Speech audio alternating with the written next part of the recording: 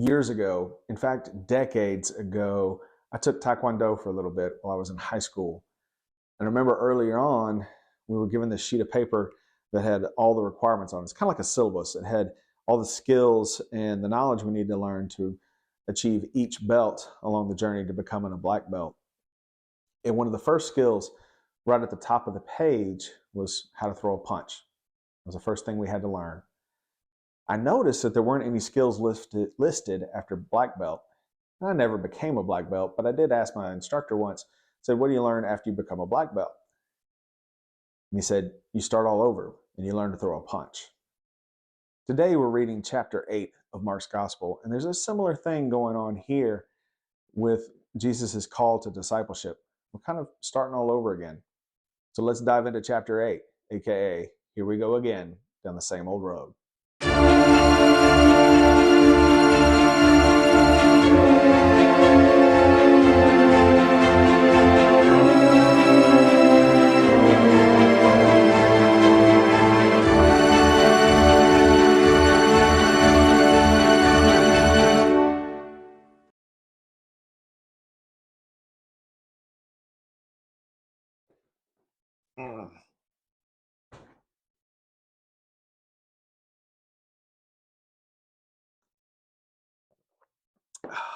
So we see in the middle of chapter 8, almost directly in the middle of the book, we finish part 1.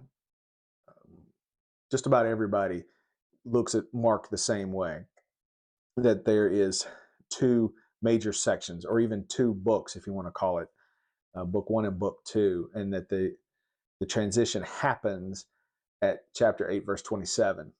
That story is when Peter confesses uh, Jesus to be the Messiah. This is the first inkling of any understanding amongst the disciples and the apostles that we've had so far, which prompts us to ask, how much is understanding important to discipleship? That's a question for us to ponder. But what we'll notice as we go forward is that part 2 has a very similar structure to part 1. There'll be calls to discipleship.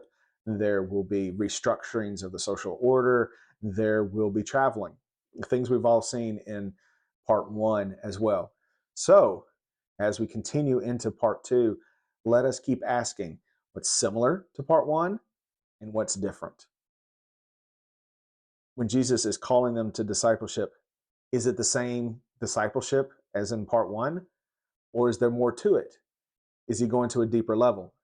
Is he calling them to learn how to throw a punch again, to start all over? They've reached some point of understanding with this confession of Jesus as the Messiah. Now they start all over again and learn everything at a deeper level. And what are those things? We'll also see more and more conflict as we push towards the end, because we know we're headed towards the crucifixion. And so that's coming up as well. Now, I want to talk about one other story from chapter 8, that the end of part 1 with the healing in Bethsaida. Bethsaida is back in Galilee or the eastern, western side of the Sea of Galilee. And so we're back in Jewish territory, and we have the story of a man being given his sight back. Jesus healing someone's vision. Many scholars have made the point about healing of vision in Mark being about perception just as much as it is about physical sight.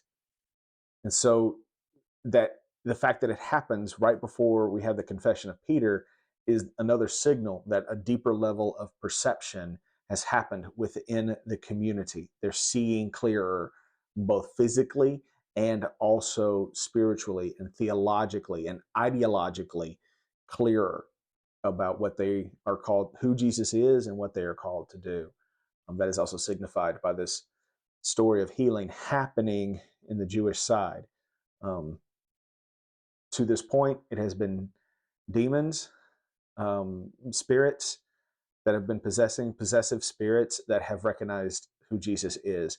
And now the people are really starting to get that deeper understanding as well. And that is markedly different, going through the same cycles and calls of discipleship with this new perception in mind.